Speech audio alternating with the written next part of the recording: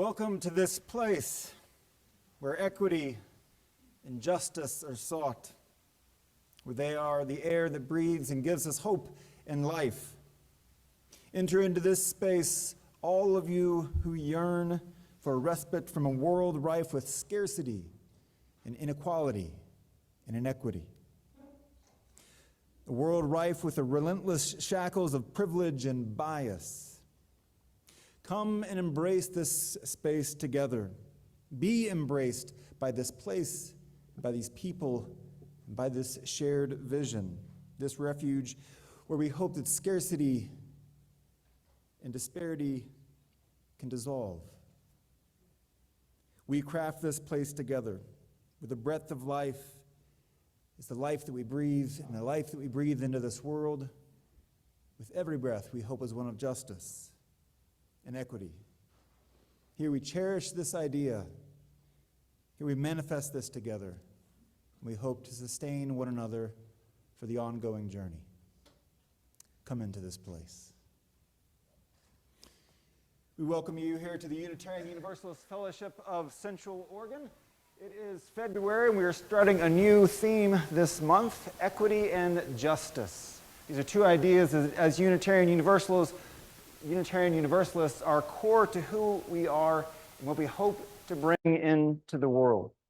It's oftentimes said that a congregational life is full of many things, but for us, we want it to be full of justice, we want it to be full of spirituality, we want it to be full of connection to each other. So this month of February, this Black History Month, we focus on justice and on equity.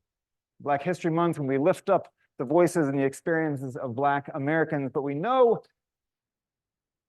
that anti-oppression and anti-racism is not work that is done in February, but it is work that is done year-round and throughout a life. We know that challenging systems of white supremacy and dismantling them is work that is not just done in February, but is done throughout the year and over our entire lives. And so we do this work together. We come to remind one another of that sacred vision of beloved community, of what it might look like. And we listen. We listen to stories other than our own so that we might grow and come alive and learn things that we would never have imagined because they happen in someone else's life experience. And so we listen. We listen to each other. We listen to the voices of those with experiences far different than ours. And in doing so, we begin to grow. Let us begin, or not begin. We already began. We already began. Because we have Sean Allen here with us today. He's a local singer-songwriter and musician. And we are grateful to have his gift and his beauty and his music with us this morning. He got done, and I want to just all of a sudden yell out, "Preach!" Because we just started like that. It's amen. Yeah.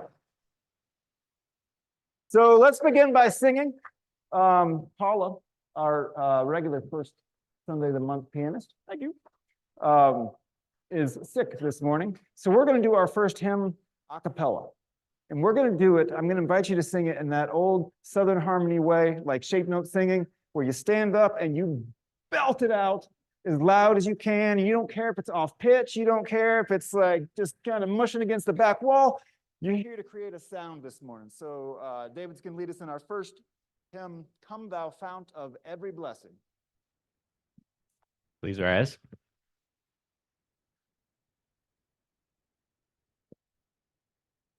All righty. Come thou fount of every blessing, tune our hearts to sing thy grace. Streams of mercy never ceasing, or songs of loudest praise. But the hope of life's perfection fills our hearts with joy and love. Teach us ever to be faithful. May we still thy goodness prove. Come, thou fount of every vision, lift our eyes to what may come. See the lion and the young lamb dwell together in thy home. Hear the cries of war fall silent. Feel our love glow like the sun. When we all serve one another, then our heaven is begun. Come, thou fount of inspiration, turn our lives to higher ways. Lift out gloom and desperation, show the promise of this day. Help us bind ourselves in union. Help our hands tell of our love. With thine aid, O fount of justice, earth be fair as heaven above.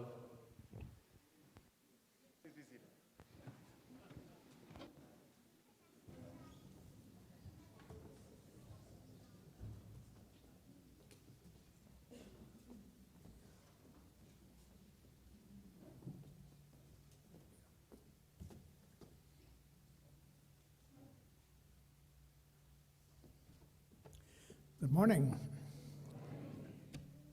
This morning's invocation, I shall call it, is entitled A Symbol of Learning and Love by Elizabeth Harding. We Unitarian Universalists do not drink from our chalice. Instead, we use it to hold the flame. The circle of the chalice helps keep the fire small. The flame doesn't blind us, it does not burn us. It gives us light so we can see the different things in the universe, even the invisible ones, because the Unitarian Universalist flame is a light of learning. The flaming chalice is a symbol of learning and of love. It is our symbol, the symbol of Unitarian Universalism.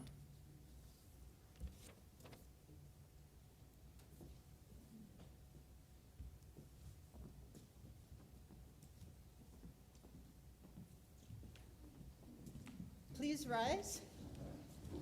Body or spirit.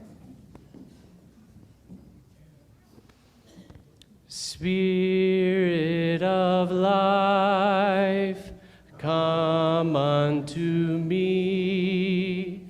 Sing in my heart all the stirrings of compassion. Blow in the wind, rise in the sea, move in the hand, giving life the shape of justice. Roots hold me close, wings set me free. Spirit of life, come to me, come to me. Please be seated.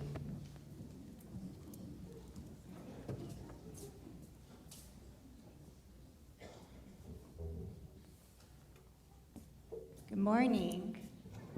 My name is Amy Brock, and I'm the Director of Religious Exploration for Children and Youth. We do have a new theme this month. It is justice and equity. We haven't talked about what equity means in RE yet. So while our young people are coming down to the rug, think about something that you connect with when you think about justice. Anything that comes to your mind when you think of that word. And while they're doing that, Amy, I'm going to, because I missed breakfast this morning, I'm going to make my favorite drink. I'm going to get it ready for myself here. You can go ahead and ask them about equity.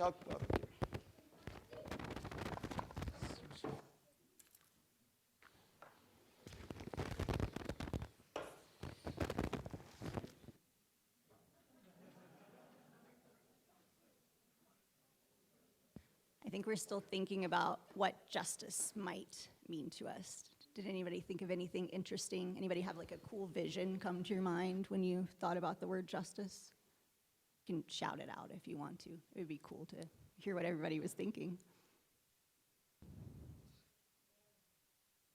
Fairness. Equal rights. Equal treatment.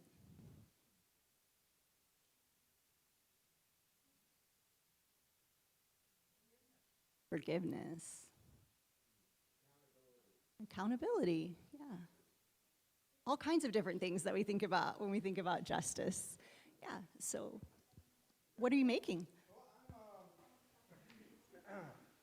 I missed breakfast this morning, so I'm just gonna make my favorite drink here, and I'll make one for you too after I'm done here, but it starts with a can of club soda.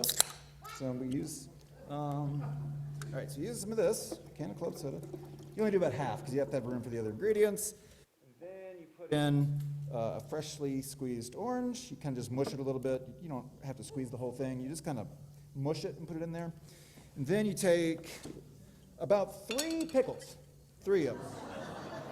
Now you can use dill or you can use sweet. It really doesn't matter.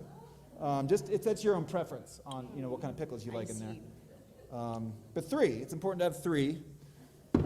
And then you take a dash of wasabi flavored onions. Oh my.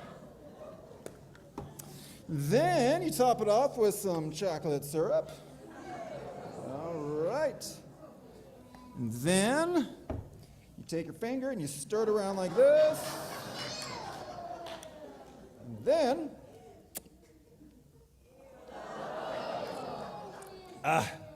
delicious. So, Amy, I've got one for you.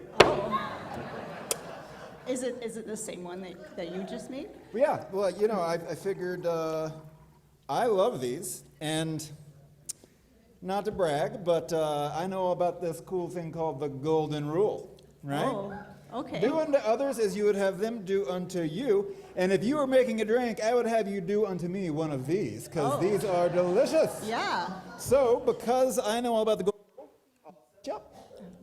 Oh, well, I get that they're your favorite, Yeah. but I know about a different rule.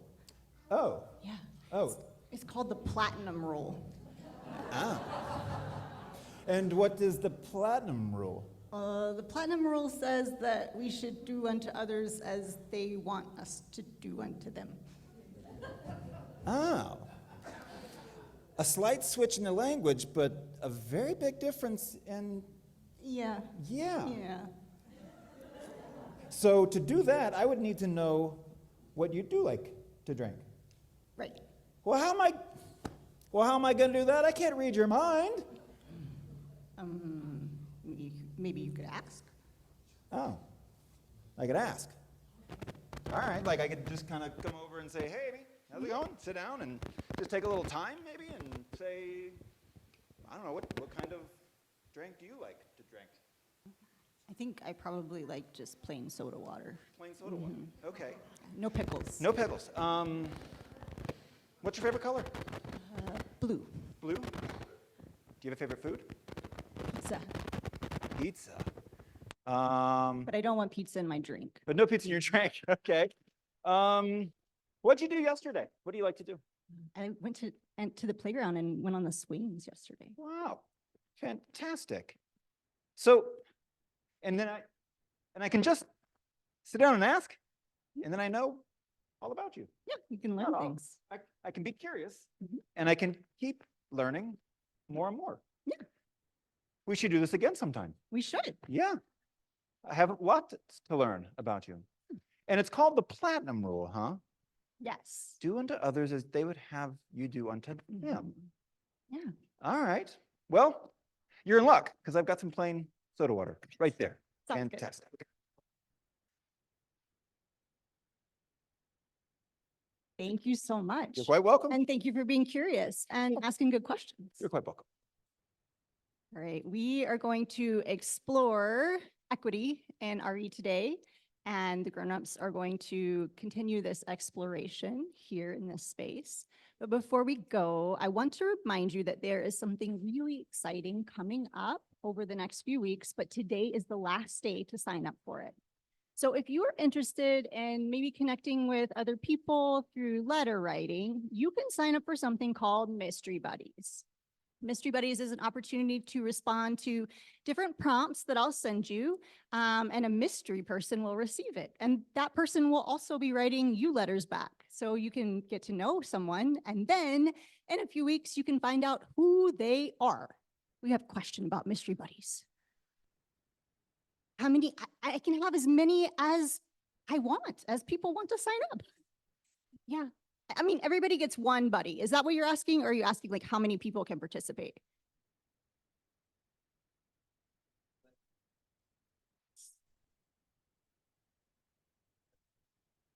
So everybody writes a letter and receives a letter. So everybody is a buddy. So if you want to participate, you can sign up. I think there is a sign up sheet on the kiosk. You can also look in the ACE and there's a link to sign up. And you can always find me and just let me know that you want to participate and I'll make sure that you get that information. But it has to be in by the end of the day because I'll be pairing people tomorrow. So think about that. And I look forward to seeing who's going to join us for that. And before we go to RE, we need to say the Children's Covenant. Will you help me? In this place, I am kind. In this place, I am loving. In this place, I am a friend to the earth and all animals and people. In this place, I am loved.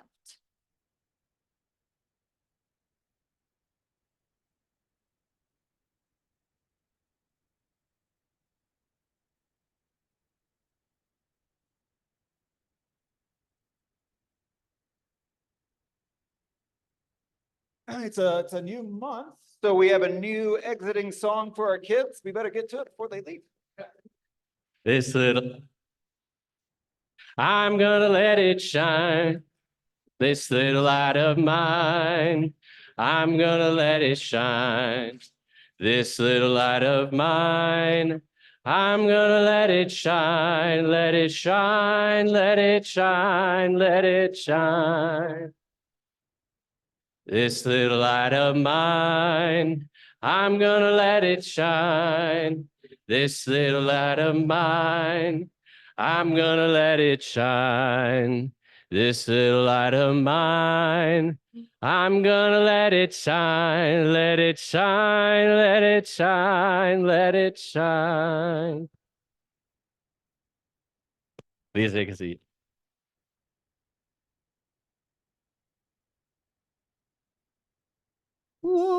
Good morning. My name is Chayla Sloper. I'm the Congregational Life Facilitator, and I have this morning's announcements. Firstly, we are a letter writing congregation. So not only are Mystery Buddies an opportunity to write, but this last Wednesday, 30 women came and participated in a postcard writing effort to get out the vote in other states and primaries. So and that's going to be happening again in February. So we're really excited about all of those efforts that we do. It's just having a voice in a real simple way. And of course, I do want to welcome everyone who's on Zoom and all those who are here today, possibly for the first time. You might want to sign up for our communications. We send out an email every week that has what's going on in the life of the congregation. So today is really an exciting day. There is a newcomer welcome in the library right after the service. So if you have questions about the congregation or just want to meet some folks, you can go to the library. And then also in the sanctuary, we'll have a panel on homelessness. And that'll start at about 11:15, 11:30. And if that conversation continues after an hour or so, then we'll go into the RE space. And then later today at 1, there is the Ecumenical Ministries of Oregon Summit on the Environment. So that'll be here, and then other groups will be connecting via Zoom. Now, this Thursday, you do not want to miss. Our Art Resources team has a new show that they'll be putting up today, and on Thursday is the Artists' Reception.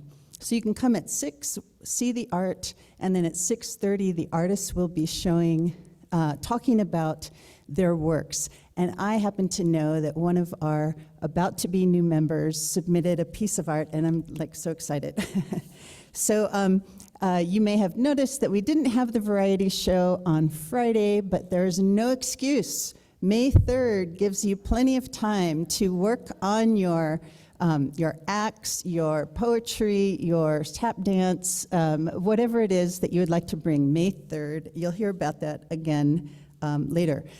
Next Sunday, on the 11th, will be the launch conversation or discussion around something that's happening throughout the whole Unitarian Universalist world.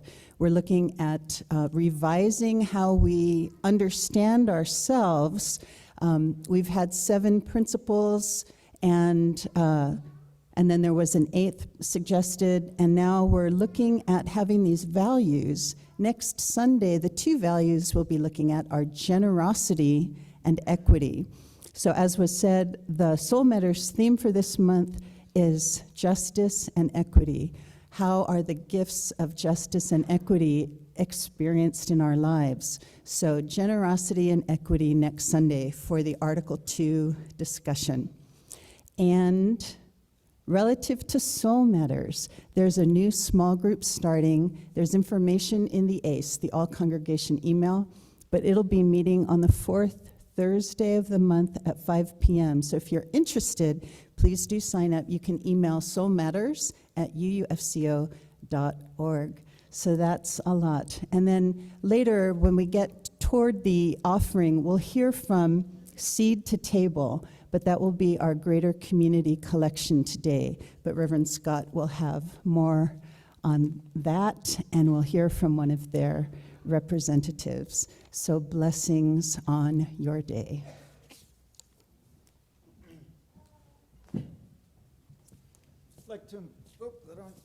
I'd like to invite up to the stage Steph Jenkinson and Nathan Jenkinson. They are our stewardship co-chairs this year, as well as Heather McNeil, who's our vice president of the board, and Mark Hickman, who is our treasurer of the board this year. And why would I do such a thing? Why would I have this illustrious group of people join us on stage? Perhaps, could it be because February is our annual stewardship month, where we raise all the money for our annual budget for the entire year and for all of our programs and all the work that we do as a congregation. So if this is your first Sunday here, we don't always have a panel that talks about raising money for our church every Sunday that we gather. But on this particular Sunday, we do. And it's important, and our hope is to spell out the process a little bit and help you understand what Stewardship Month entails. That's so great. Hello? Oh, that's so great. Thank you, Scott. So our first question for the 3 of you is, what does the annual pledge campaign mean to you in your role? This past Friday, I was at Ben Senior High to hear Anne Lamott, and I know there were a lot of UUs there. How many of you heard Anne Lamott? Yeah, she was amazing. I mean, I could have listened to her for days. But one of the things that she said that stuck with me so clearly came from a question in the audience who asked, how can we maintain hope when the world is such a mess? And Anne said, that's when we need to reach out. She said, that's when you help someone else, because that will give you that hope. That made me think of everything that Unitarian Universalist does. That's what we are all about. And the funds that come from stewardship help to make those things possible, bringing water to Warm Springs, bringing books to children, working with the homeless and helping them. It's all about reaching out and building that community, and that's what gives us hope. And the other thing I wanted to say, I wrote this down when he was playing that marvelous song. Love is such a powerful thing, you have to nurture it if you want it to have wings. Wow, that's what stewardship is about. That's what Unitarian Universalist is about. We're nourishing it, that love, so it has wings. will stick to this mic. It seems to be working. So that was a really wonderful answer, Heather. I'm going to give you the bean counter answer. We need those. Yeah, so in my job as treasurer, I'm required to put together a balanced budget each year. That's part of the policies of this church. And that means that your promises of what you'll give next year, that helps us set up in discussion with Scott what we can do with staff, how many hours, what positions we can have filled.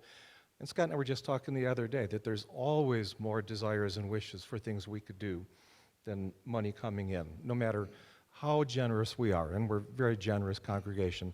There's always things we can dream of that we could do more of. So anyways, the pledge campaign is very important to me because I'd like to say yes to everything, but there are limits, and we count on looking ahead with the pledge drive to determine what we can really do next year. In my role, I like to say that I have the best seat in the entire congregation. And it's true because I get to sit up here and watch you all on Sunday mornings and watch you sing and watch you listen to beautiful music. But the other seat that I have is I get to see all the ministries and activities and programs and groups and teams and committees at the congregation. Like, I've got this viewpoint where I get to see all the impact and all the things that this congregation is engaged in, be it justice or compassion work or fellowship work or spirituality or growth or learning or education. All these programs are funded through stewardship, and we do a lot. We're doing this project called Our Love Impacts Lives this year. We're actually trying to take stock of all the impact this congregation makes in people's lives so that hopefully that view, that wonderful seat that I get to look out in the perspective of the congregation's work that I get to have, we can share that a little more broadly and we can understand the true impact that our love does have in this congregation. Thank you so much for sharing. Oh. Is this the one that is better? Yeah, okay. Okay, tradesies. If you remember, new mics, new stuff last week. Fantastic. So if I could have just like a word from each of you that inspires you with respect to this question. How have you seen our generosity impact lives? What is a word that inspires you about that? And how has your life been impacted by our generosity? Our being all of us. There's a word that, or a sentence. Okay. If you had something prepared, please go for it. Yeah, I had, yeah. Well, this is more than a word, sorry. But how has it impacted my lives? When I first joined UU, I immediately joined the Fireflies and was able to see the impact that that program has. The teachers that were so excited to receive funds, the children that were so excited to receive book bags full of books, and stewardship helps to pay for that. So it filled my heart with happiness, and it filled their heart with the joy of literacy. Sorry, more than one word. I'll keep mine pretty short. Music, guest musicians.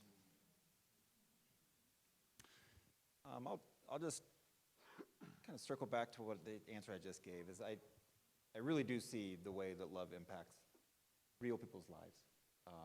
And it's amazing to know that that work comes through this group of people gathered.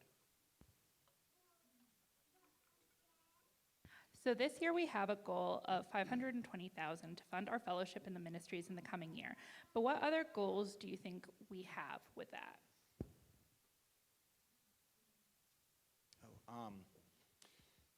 Oh boy. Maybe I'll talk about this later in the sermon because I can't just start listing off programs right now because there's far too many. But kind of what Mark is saying is, the work of this congregation happens through our energy, but it also happens through our shared resources. And so as Mark very clearly noted, this congregation is not short on dreams and dreaming and a desire to create justice and love in the world. But every once in a while, we do run up against financial limitations on what that might look like. So our programs are rich, our community is tight, is bound together, and at the end of the day, it's nice to have a place to gather. It's nice to have the lights come on when we come in the building. And a minister. Do we have time for one more question? Okay. What is your experience with gathering together in gratitude as we do this campaign? Where do you see gratitude within the congregation? Last week, when we had several new members join, did you notice how many of them said that this congregation meant home? And that's the word for me, home, and that's what stewardship supplies through all these things that we're talking about. It gives us home. And I'm going to let you know that I'm not just a bean counter. I'm grateful for all of our presence and contributions, both monetary and non-monetary. And yeah, money does make part of the world go round, but it's not all of it. Right, of course. Yeah, when I get here first on Sunday mornings, I open up the church. It's often quiet and dark. And one of my favorite things in the entire world and every week is to watch you all, the congregation, slowly start to trickle in. Watch the smiles come in, watch the people hug, watch the buzz start to slowly elevate and lift, this sound.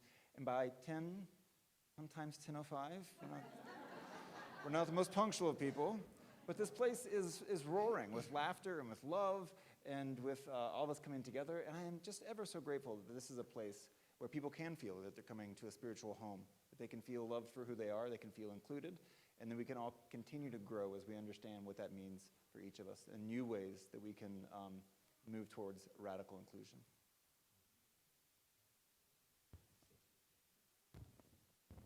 Thank you all so much, and I'm so excited as we journey into this month to hear from other amazing speakers, and thanks to you three so much. Come see us at our table after the service. That's the good one. So here's this good one. That's the good one, okay. Right. So not only can we buy new equipment, but every once in a while we have to problem shoot the new equipment with consultants. So another place that sometimes resources are used. Well, this congregation oftentimes it's a conduit, right? It's a place where we can come and things can pass through this congregation, through our people into the world, and to do good works. One of the ways we do that is with our general community collection that we do each first Sunday of the month. In today's GCC, we have Fran Willis, who's a board member from Seed to Table, and our entire offering this morning will go to support the work of Seed to Table. Fran?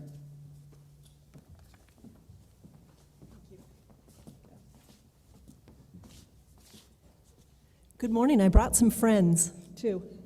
My backup singers? Yeah.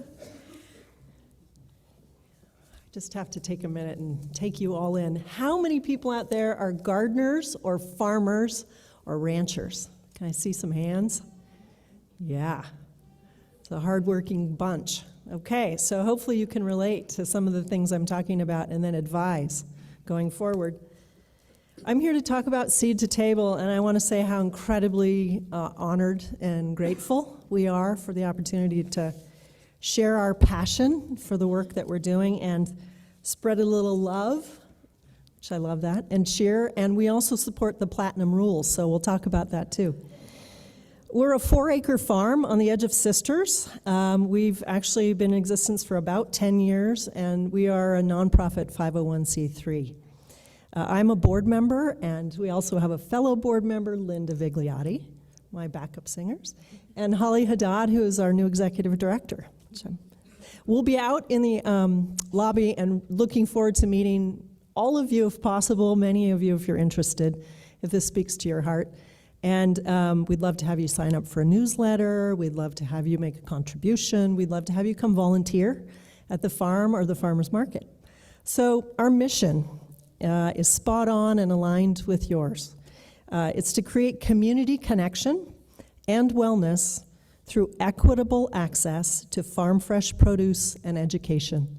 I wanted to raise my hand when he said, And where they're asking the kids about justice, I said, access to fresh food. We're a small but mighty, dedicated group. We have actually 3 full-time staff and then seasonal staff. And we run 3 different programs. The first is a Sisters Farmers Market, which we took over about 4 years ago. And it truly is an incredible community connector. In fact, many of us find it's the first time we crawl out from winter and get to see each other again. People that come into town get the sisters vibe and then spend more time in the community. We're supporting local makers. It's a really wonderful place of joy and spirit, so I encourage you to come to the Sisters Farmers Market. The second program is what we call our Feeding Families, and that's really the work that we do on the farm. Last year, I'm incredibly proud to say, on 4 acres, we grew over 100,000 pounds of fresh produce last year. I know. It's incredible. I just pulled weeds. I didn't do all that, but those produce go out through a variety of ways. We have people who buy shares every year. We also have sales of our produce at the Sisters Farmers Market. But 40%, and actually more than 40%, we donate into the community. And we have 12 different partners that we work with. Many are ones that you work with as well. So we distribute through the food banks, for example, the Family Kitchen. We have Family Access Network, the Central Oregon Council on Aging. We distribute through our Meals on Wheels programs, Biblioteca at the county library, and HDFFA. I saw that you guys were doing something last night for them.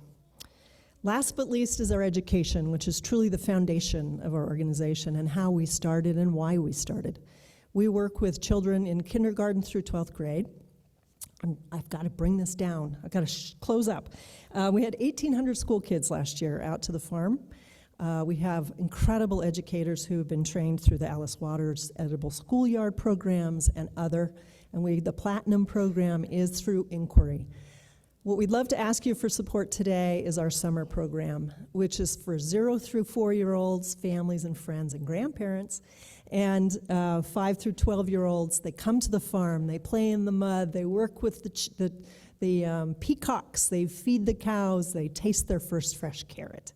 It's a place of great joy, experience, inquiry, exploration, and mostly get to play in the mud, which is a really favorite thing with the worms.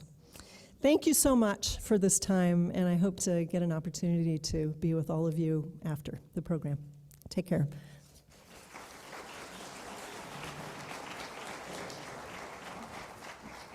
We'll now take that morning offering for the general community collection as Sean invites us into another musical experience. I want to say a few words about the song before I start. This is a song that was written by Woody Guthrie. First time I ever heard it, I was just a tiny little kid on my mom's shoulders watching Joan Baez sing this song. This song was originally called Plane Wreck at Los Gatos, which coincidentally is where I was born. So you can say maybe I was born to sing this song, I don't know. But this is a story about a tragedy of 32 Mexican farm workers whose plane went down on January 28th, 1948. There's 32 of them. They all were killed. And the news was quoted as saying, all of these were deportees, because that's what we refer to as our Mexican farm workers most of the time. And as is now, back then, they liked to use the quote-unquote illegal labor and then send them back. And it's been a constant state, and just watching fascism rise in our country and all of the oppression of pretty much every area and every body. Now they're going after women's rights, as we've seen with Roe.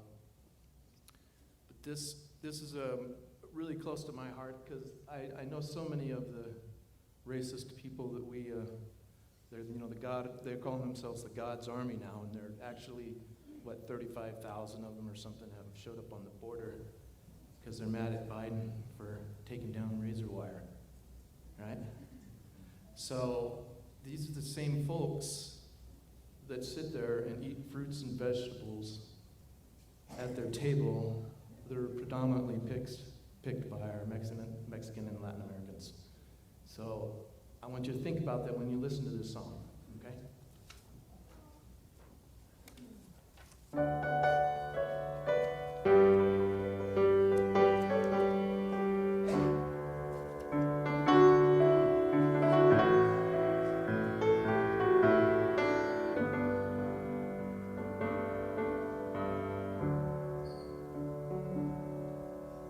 Crops are all in and the peaches are rotting.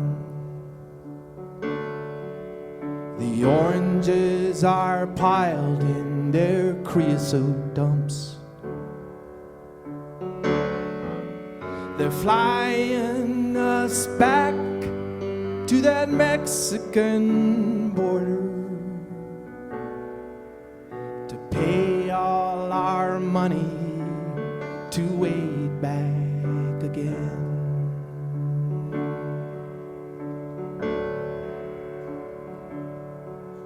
My father's own father, he waded that river. They took all the money he made in his life. My brothers and sisters come work in the fruit trees, and they rode the truck till they took down and died.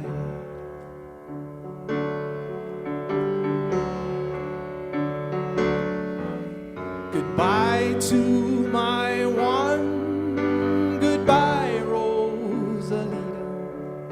Adios, mi amigos, Jesus and Maria. You won't have your name when you ride that big airplane.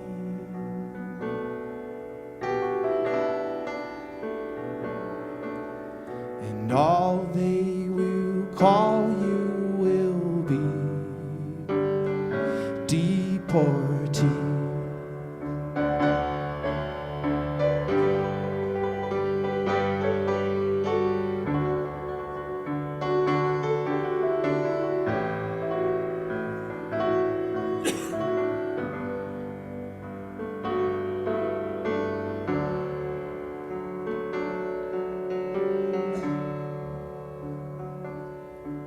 Some of us are illegal and some are not wanted. Our work contract's out and we have to move on. 600 miles to that Mexican border. They chase us like outlaws, like rustlers and thieves.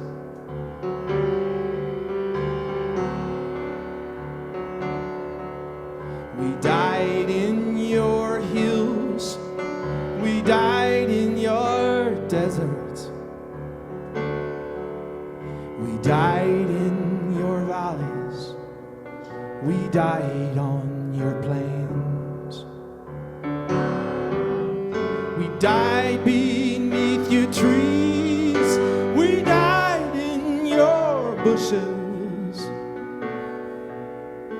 Both sides of the river, we died just the same. Goodbye to my one, goodbye Rosalita. Adios mi amigos, Jesus and Maria. You won't have your name when you ride that big airplane.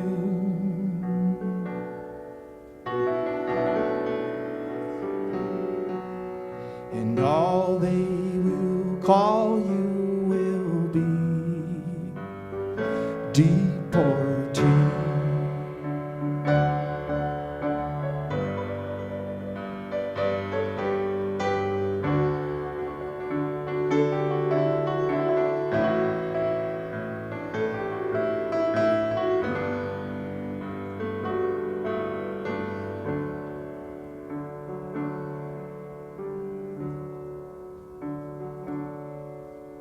The sky plane caught fire over Los Gatos Canyon.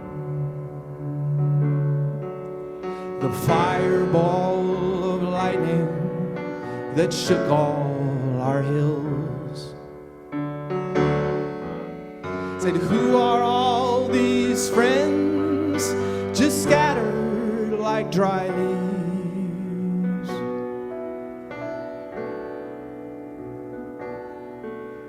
The radio says they are just deportees.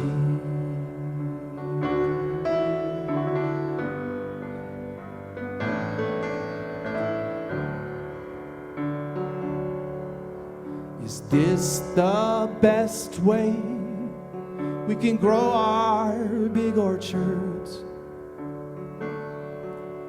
Is this the best way we can grow our good fruit? To fall down like dry leaves, to rot in the topsoil.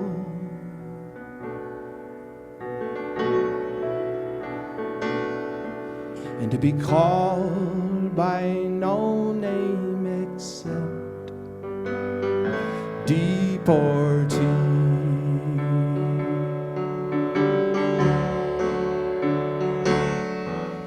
Goodbye to my one, goodbye Rosalita, adios mi amigos, Jesus and Maria. You won't have your name when you ride that big airplane.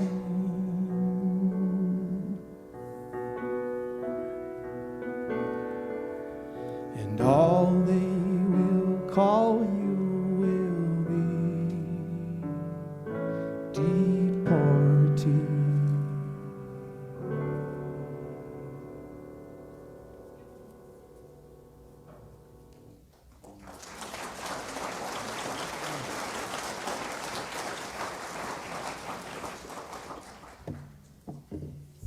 Sometimes life is tragic and sometimes life is joyous.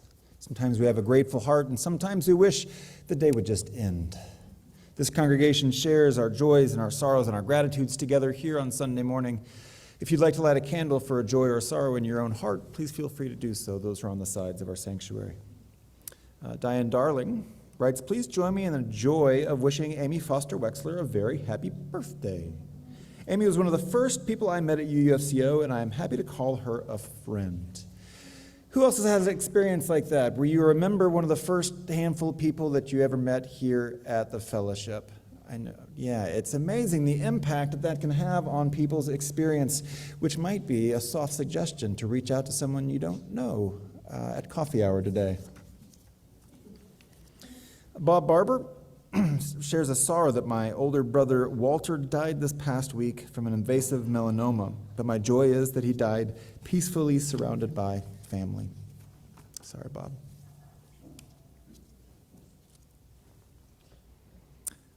Liz Euland writes, the Aging with Laughter comedy show raised $1,387 for Oasis Village Homeless Shelter. All right. Thank you to all your support. And Oasis Village Homeless Shelter is the new project in Redmond to build tiny homes for the homeless outreach there. And Marilyn Steinberg shares, our son just returned home to California after a long-anticipated and wonderful visit. His visit coincided with a series of unfortunate accidents I had, resulting in a concussion, a fractured sacrum, but an intact funny bone. The universe, I think, loosened it up so I could laugh at all the little and big things. By the way, did you know that Ben has a walk-in concussion center? I hope you're feeling better soon, Marilyn. I don't know where you are.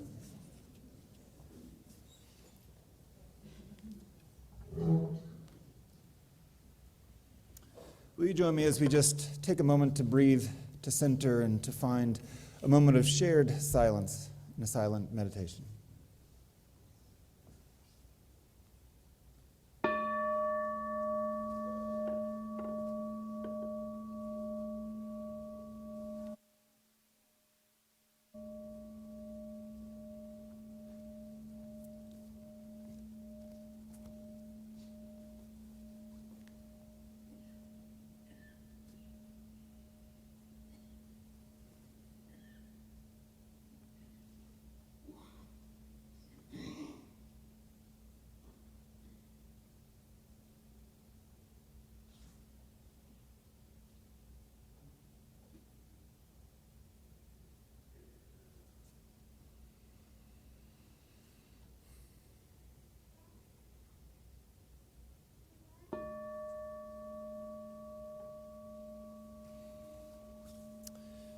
Bryan Stevenson wrote the memoir Just Mercy, a story of justice and redemption. He is a civil rights lawyer here in America, in Alabama, and he works for the Equal Justice Initiative, and it's a nonprofit that seeks to go into prisons and do legislative work to decrease or eliminate excessive sentencing, exonerate innocent death row prisoners, confront abuse of the incarcerated and mentally ill, and aid children who were unfairly prosecuted as adults. Let's just watch a quick video of Bryan Stevenson sharing 4 points that he learned from his work of working with incarcerated individuals.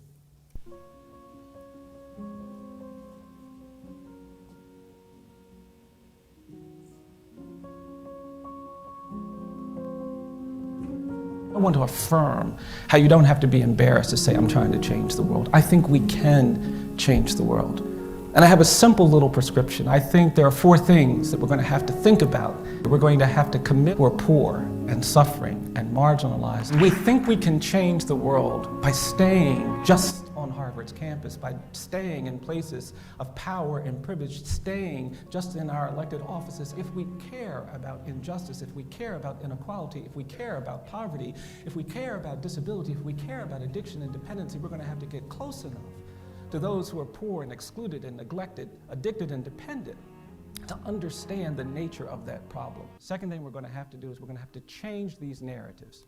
We have mass incarceration in America because we declared a misguided war on drugs. We said that people who are drug addicted and drug dependent are criminals. For alcoholism, we said that's a disease. And if you know somebody who's an alcoholic and you see them going to a bar, you don't think, oh, we better call the police. We have a different framework. But for addiction and dependency, we said those are criminals, and we've locked up hundreds of thousands of people. Now, I think that narrative has to change, because I think what allowed us, what made us comfortable with those policy choices is what I call the politics of fear and anger. And I'm here to tell you that if we allow ourselves to be governed by fear and anger, we're going to tolerate things we're not supposed to tolerate. That's how you get comfortable with inequality. That's how you get comfortable with injustice. That's how you get comfortable abusing people in ways that are clearly indecent and wrong. You do it because you've been given a narrative of fear and anger that makes you think that that's justifiable. The third thing we're going to have to do is we're going to have to stay hopeful. You have to protect your hope quotient, your hope dynamic.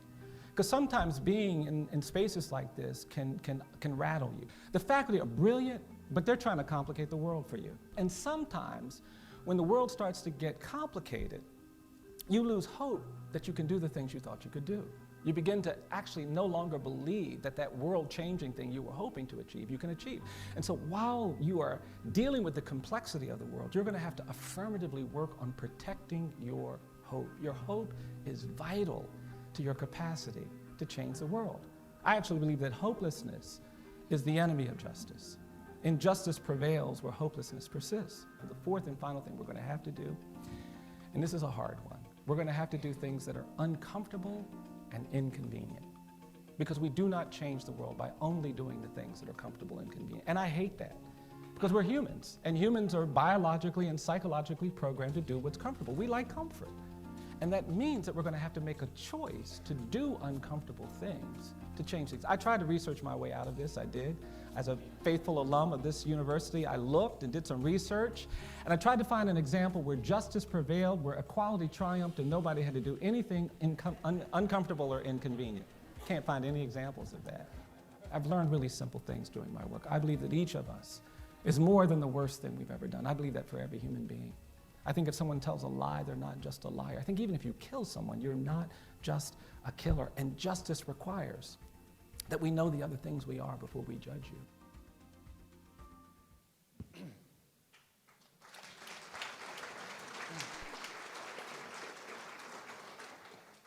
The sign outside the pizza joint in Wexford, Pennsylvania, Domenico's, one of those, you can replace the letters on the sign. So you can make it say whatever you want. And it said, I wish I had a remote control airplane so I could fly it into a mosque. There are many in the community who thought this was simply not okay. My friends at the mosque in Pittsburgh were among them, of course. The hurt that this caused in their community was clear. And so when I was talking with Asim, on what he wanted to do. How could I ally with him? How could I be a part of some kind of solution or just to listen? He said, I would like to go and I would like to meet with the man at Domenico's who put that sign up. I'd like to understand why he would do such a thing. And so I said, well, let's do it, Asim. So we called up Domenico's and we asked, explained who we were. It was me, a Methodist minister, Asim, and Ishfaq from the mosque. So we called and we said, we'd just like to meet with you. We'd like to understand. And we did. We drove up there in that car, and on the way, I was amazed by Asim. He really did say, you know, I get it. That's his right. He can put that up there if he wants. It's his sign. It's his business. But I would like to understand why. Why would he put such a thing? Why would he not understand that that's an incredibly harmful thing to say to our Muslim community? And so we arrived at that pizza joint in the middle of the afternoon at low hours. The restaurant was empty. We walked to a back room, the four of us and the owner of the pizza place. And we asked him. He said, we'd just like to understand why you did this, and we'd like to share some of the hurt that it caused with some of your Muslim neighbors. And he said he really did it just because he thought it was provocative, and he thought it was funny. He was trying to get a rise out of it. And certainly after social media began having the social media war on, he can say whatever he wants to on a sign. He should take that down. That's incredibly xenophobic. Well, no one can tell him what to do. It's his business. Yeah, but that's hurtful. That's not the community we want to be. Over and over in long lists on social media. But we were there just to try and explain some of the hurt. And his main reason was, well, after that started happening, no one can tell me what I can put on my sign or not. He had dug in. He had dug in. He didn't even really care that much about the sign. But no one was going to tell him that he had to take it down. So Asim and Ishfaq just shared a little bit about their community, the Islamic Center of Pittsburgh. They shared about all the different Muslims who were in the North Hills of Pittsburgh. He shared about how it could be difficult in times post 9/11, that people would just make horrible assumptions about their community. And this pizza owner started to soften a little bit. And he said, I didn't know that there were any Muslims in the North Hills. And he said, I'm sorry. I'll take the sign down. I'll take it down.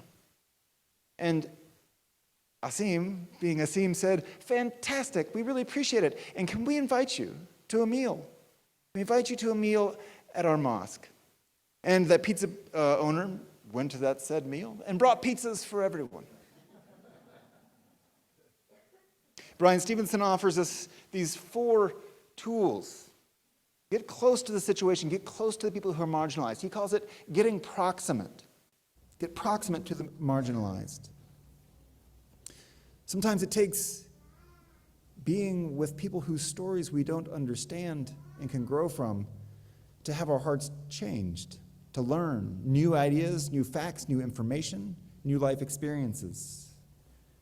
I think that pizza owner experienced that with Asim. Changed the narrative from one of fear and anger. Asim did that just by being a beautiful person, just by sharing that he was a neighbor and he wanted to respect the pizza owner's rights, but also wanted to share his hurt. And immediately, there was no anger in the room. There was no fear. There was only a sense of wanting to connect, a sense of shared humanity. Bryan Stevenson tells us number 3 is to stay hopeful. Don't lose your hope. Anne Lamott said it as well. Hope is so important in justice work. Injustice prevails where there is hopelessness, said Bryan Stevenson. Asim didn't pause for a moment. He had hope that something good was going to happen that day. He was happy, not nervous, on the way out. We had no idea what we were going to get into. And then we got led to a back room. We didn't know what was going on. But Asim was hopeful the whole time that we would find some kind of common ground, or at least he could listen to this man's story and that he could be heard as well. Number 4, be willing to do uncomfortable things. Why am I still holding a microphone? Be willing to do uncomfortable things. Be willing to get out of our comfort zones. Oftentimes, marginalized communities might have a very different experience than your own. And so going and getting proximate might feel uncomfortable. But being close to stories that are not our own, that can widen our world, is how we can change our hearts. If there is not something that you're close to that breaks your heart, I beg you to find a project that hurts a little bit, that is uncomfortable, and move close to it, and listen, and listen, and listen. Wow. I listened. You know what I heard? He's an activist. Peaceful activism, right? I'm going to play a song. This was really big in the early civil rights movement. It's called Ain't Gonna Let Nobody Turn Me Around. That doesn't mean you have to go beat up a bunch of redneck hillbillies or anything. I say that. I come from the country. I can say that. So, yeah, I had played 8-man football, so y'all don't even know what that is. I want you to sing with me on this, you guys. All right? So this is a sing-along. All right? I'll give you just a quick reading of this. It's ain't gonna let nobody turn me around, turn me around, turn me around. Ain't gonna let nobody turn me around. Gonna keep on walking, keep on talking, marching on to freedom land. Then the verses change, but after each verse it goes, Okay? You guys will pick right up on this.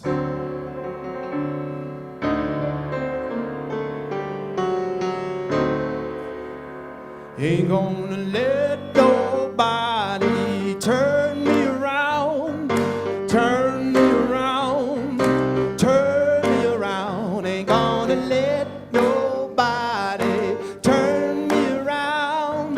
Gonna keep on walking and keep on talking, marching up to freedom land.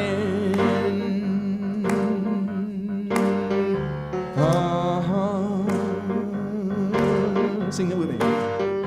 Oh yeah.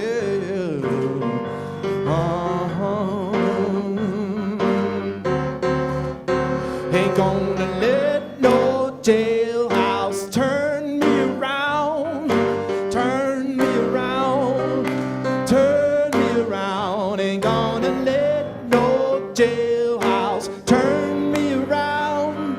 Gonna keep on walking and keep on talking, marching up to freedom land. I think you guys got it. Sing a little louder if you can.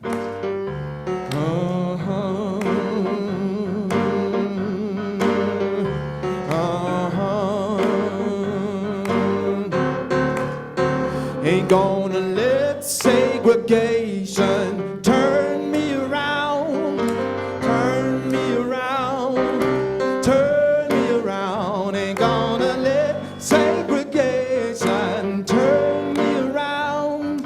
Gonna keep on walking and keep on talking, marching up to freedom land.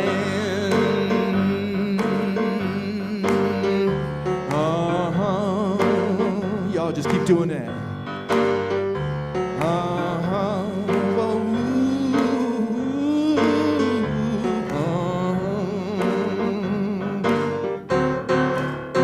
Ain't gonna let race hatred turn me around, turn me around, turn me around. Ain't gonna let race hatred turn me around.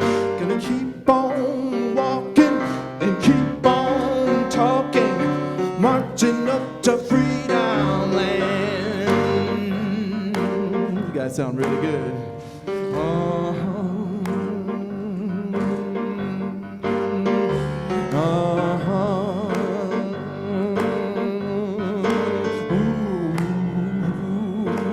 This next next verse used to be Mississippi, but we're gonna say Texas. Ain't gonna let no Texas turn me around, turn me around, turn me around. Ain't gonna let no Texas turn me around. Gonna keep on walking and keep on talking, marching up to freedom land.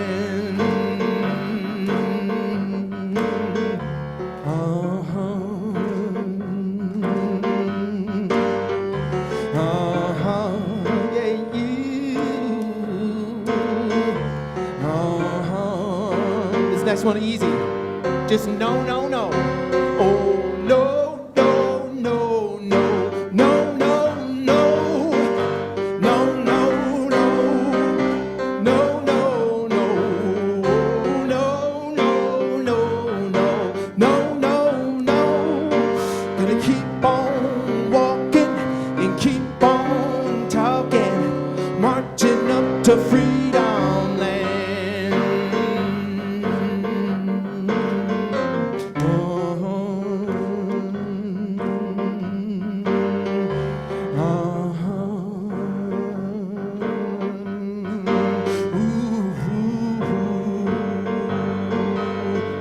Last verse.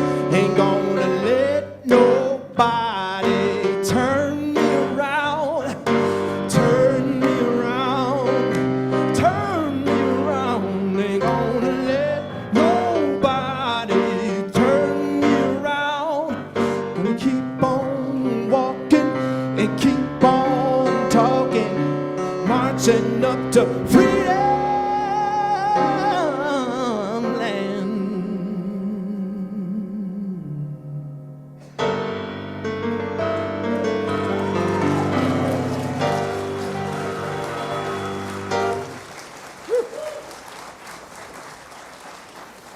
So here's your challenge then. To close this down here, here's the challenge. Bryan Stevenson said, we cannot make progress in creating a more just society, healthier communities, if we allow ourselves to be disconnected from the people who are most vulnerable, from the poor, the neglected, the incarcerated, the condemned. If you're trying to make policies in the criminal justice space but never have met someone who's in a jail or prison, and you haven't been to jail or prison, you are going to fail. He's saying getting proximate is that important to change society, to change your heart. From Asim's Quran, it says, O people, behold, I have created you and I have made you into nations and tribes so that you might come to know one another. So we don't prescribe what it is that calls to your heart. I don't know. But the invitation is to get proximate. Go and be close to a community. Be humble. Be curious. Follow the platinum rule. Be learning and be supporting. And listen more than you talk. We have all kinds of programs here in this fellowship. Maybe one of those is a way. We try each of our programs to have proximity in relationship. Or maybe it's outside.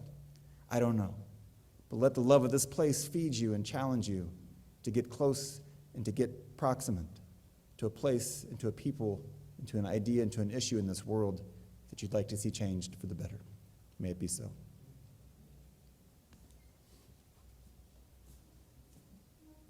As we go into this day, we rise and body your spirit as we say the covenant of this fellowship.